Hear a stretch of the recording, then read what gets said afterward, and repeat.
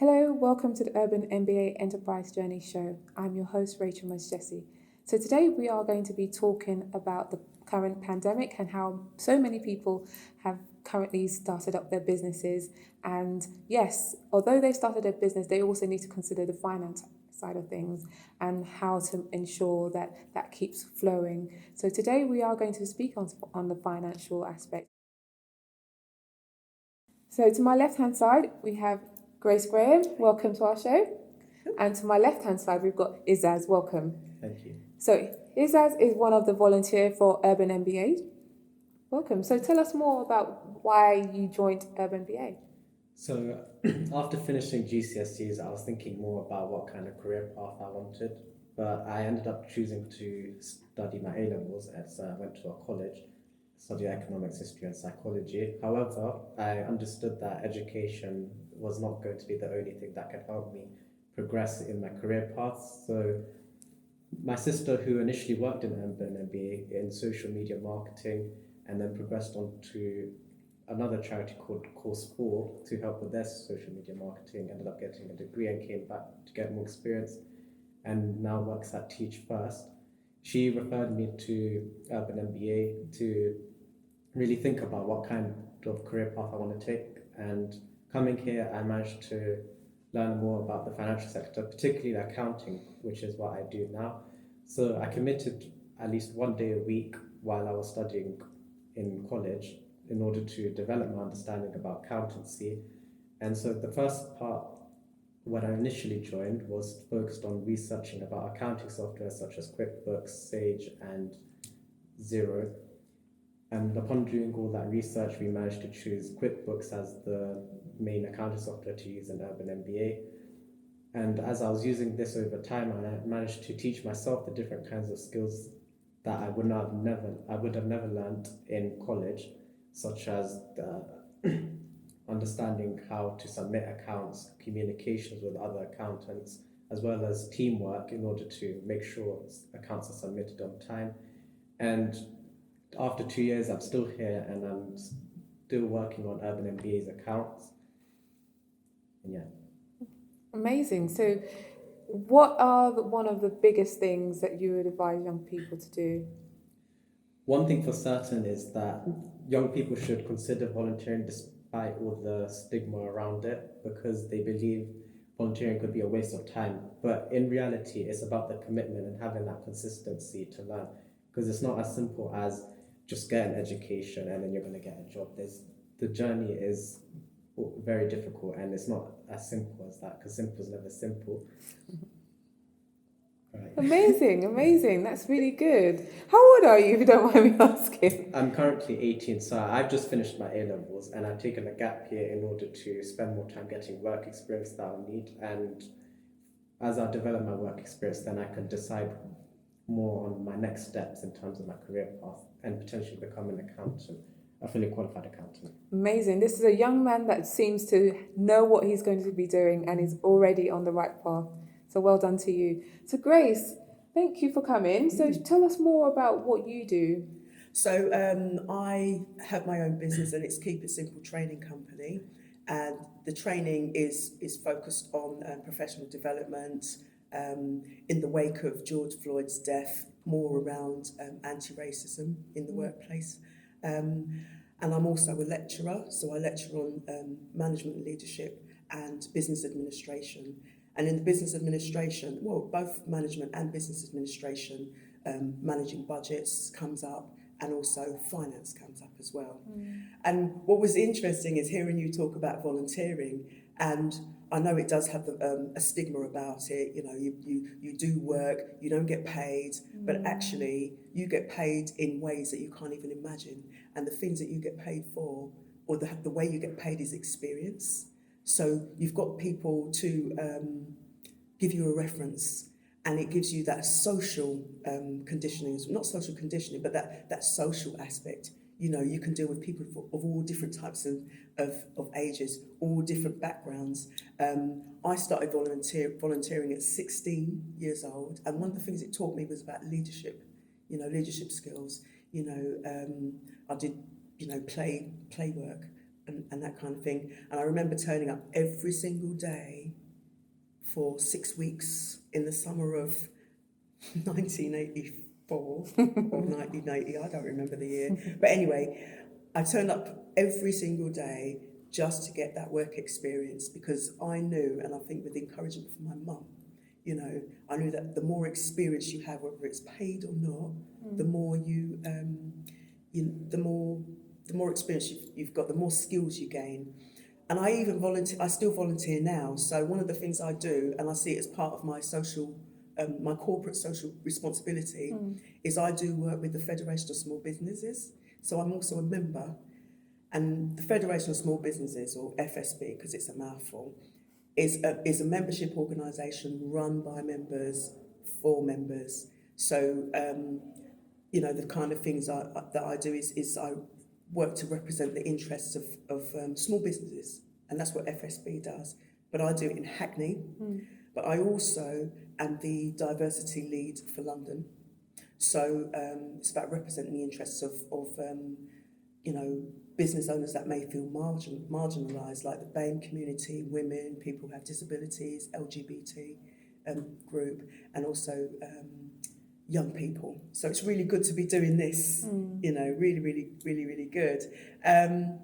So yeah, I do quite a bit in my life, and I love it because it just makes me feel like I'm giving back, but I'm also gaining things as well. So, you know, I would say to anybody, throughout your life, volunteer. You're going to earn money as well, but volunteering as well is such a great thing to do because you are giving back. And as I said, it is part of your corporate social responsibility. Amazing. So when we talk about people starting their businesses and within the pandemic, what are the sorts of things that you would gear people towards, especially when it comes to their finances and their accounts, to think about? Don't be afraid of numbers. Learn numbers.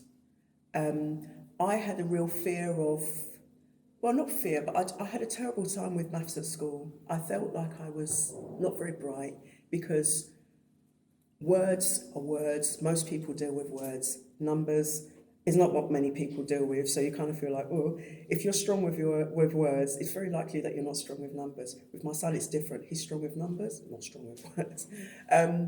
But what happened with me, when I was going to school, I wasn't very strong with mathematics. I was not confident at all. So I left school with, I didn't do GCSEs at the time. We did O-levels and CSEs. I never got a maths qualification until probably 2009. Because what was happening with me is I was going for all these jobs, all these positions, and getting turned down because I didn't know how to do numbers. Anyway, when I learned how to do it, it was like, oh, I really enjoy maths. I even bought a book on maths, you know, which I keep with me at my house, does not leave my house. If people see it, I say, no, you can't borrow it, it's mine. But the thing to do is really learn about numbers, learn about your own numbers, how much you want to make. Also think about how much you want to spend. And if numbers isn't your strong point, get someone to work with you. So either work with an accountant or a bookkeeper. I worked with my bookkeeper for 4 years. And I'll tell you why I worked with her, because I got fined by HMRC for not filing my stuff correctly. Right? So I work with a bookkeeper. Many people don't want to spend the money, but sorry folks, if you want your finances intact, spend the money. Learn how to do your numbers, you know, especially if you're a limited company, which is what I have. If you're a sole trader and you're confident with your accounts, still work with somebody, okay? So, yeah, that's Amazing. what I would say. You hear that? Learn your numbers. Learn your or numbers. Partner with somebody that actually knows what they're doing. Yes. Amazing tips there. Thank you. So, Izaz, I understand that you've turned what you've learned into a business. Do you mind talking to us and letting us know what that is about? Yeah, sure. So while I was volunteering over time, and as I mentioned before, I was gaining more and more knowledge about accounting, this also allowed me to learn more about making cash flow forecasts. And so with the skills I've gained from that, I'm now able to teach people on the Urban MBA course as an additional feature to give one-to-one support to different people on the course on how to develop their cash flow forecast and giving them advice. And with that knowledge, they can improve on their financial knowledge. Amazing. That's really good. Right, excellent. So, Grace, I guess with our people, I'm saying black people, I think that we do struggle when it comes to access to finances and finding the right people to kind of support us, especially when we start a business. What would you advise us to do? I would advise people to take as much finance as they can. What I have found in the stuff I do with business owners, like small business owners in particular, especially with the stuff I do with engagement, with the stuff I do with FSB, and then also just my own contacts with black, in particular, business owners, is that there's this fear of spending money, and there's this risk averse, people who are risk averse, many are. And what I've learned over the years is that when you're in business, you have to take risk. It really is about taking risk. And I think I've learned that from my dad, not that he's a business person, but because he's, he used to gamble on the horses, that kind of stuff. But you've got to be sensible about the risk, because being in business is a massive gamble. But in terms of accessing finance, many don't know where to go, especially many people in the black community, especially black Caribbeans, don't know where to go. Many don't have savings, or and a lot of people think that you've got to start up with a lot of money, but it depends on what you're doing. I always say start small. But when you're coming to talking about, accessing finance, there's lots of different ways you can access finance. If you've got a job, save a little bit a month, and until you're able to say, let me go out there and like quit my job, or you work part-time alongside your job. Banks will give loans. There are grants. There's government grants, lots of government grants that that people can access. And it's not just also about accessing finance, but getting mentoring to help you to access finance. So I was very fortunate when I really started to focus on doing my business in around 2015. So I left my job in 2014. 2015, I had a mentor who helped me to really fully create a business plan which included cash flow and a survival budget. I'd never known about the survival budget, but the survival budget's a great thing. I mean, one of the things I learned from the mentor is, if you're going to ask someone for money, do a business plan where you've got the full financials completed, and he held my hand every step of the way. So if you know how much you've got coming in, you know how much you've got going out, then you're in a better position to be able to pay back the loan that you get. Take as many avenues to access finance as possible. I entered a competition and I won some money, which helped me to get to fund my technology. So to get a laptop, to get anything to do with offering my training out to people. So yeah, there's lots of it. But the risk taking is a massive element towards the success of a business. If you're willing to take risk, then you're in a much better position to grow. Because if you're trying to hold on to your money all the time, because you don't want to spend the money on an accountant, or you don't want to spend the money on investing in yourself, going on training. I've done that. I've spent, thousands of doing that, and that includes doing a master's degree, But yeah, and there's this massive mistrust as well about, if like during this whole year of a lockdown happening, the government was offering people, saying, this is money you can access, which is either a grant or a loan. And so many people I met, especially from the black community, was like, I'm not going to go for it because you're going to have to pay it back. And I said, no, if it's a grant. So first of all, go for the grant. You'll either get it or not. If you don't get the grant, you can go for the loan, or you don't get the loan, you can go for the grant. So there's this fear of going for it. So people do nothing. You know, they stay there and they suffer.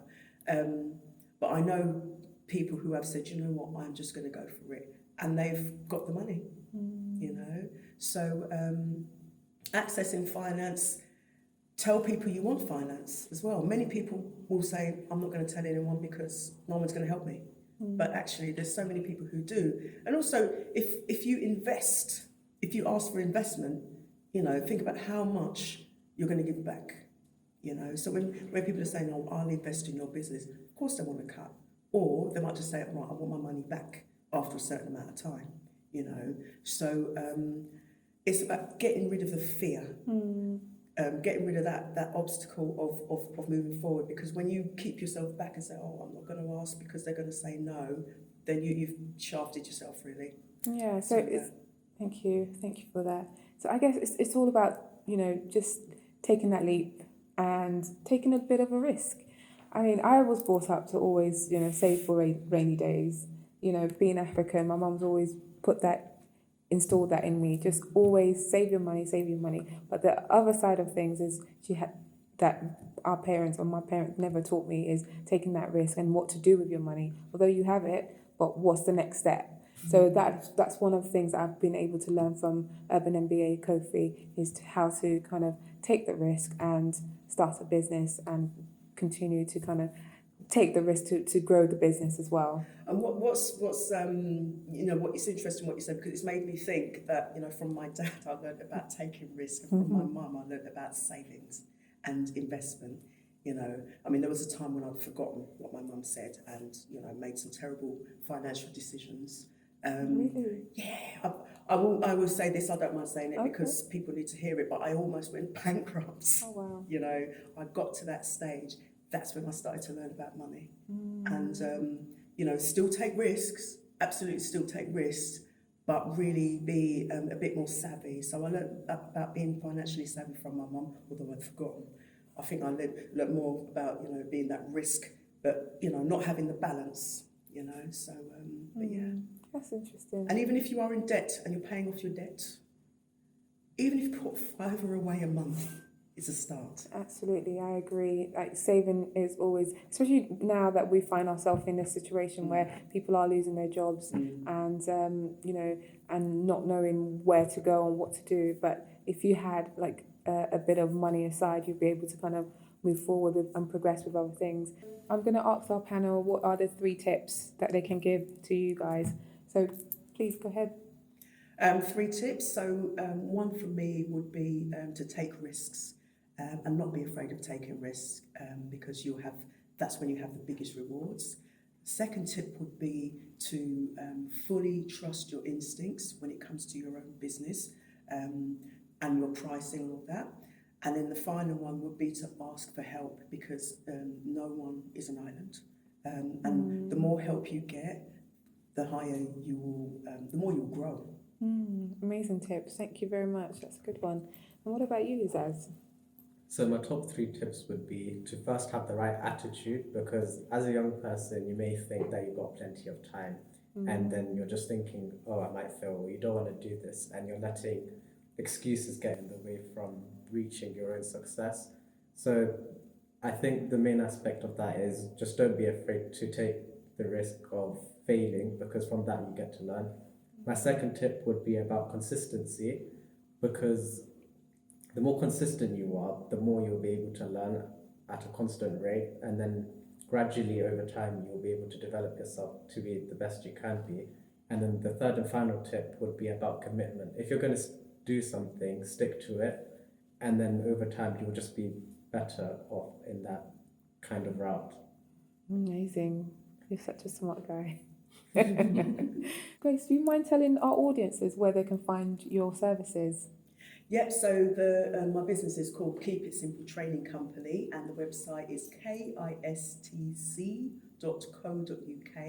And I also have a Keep It Simple Training Company YouTube channel.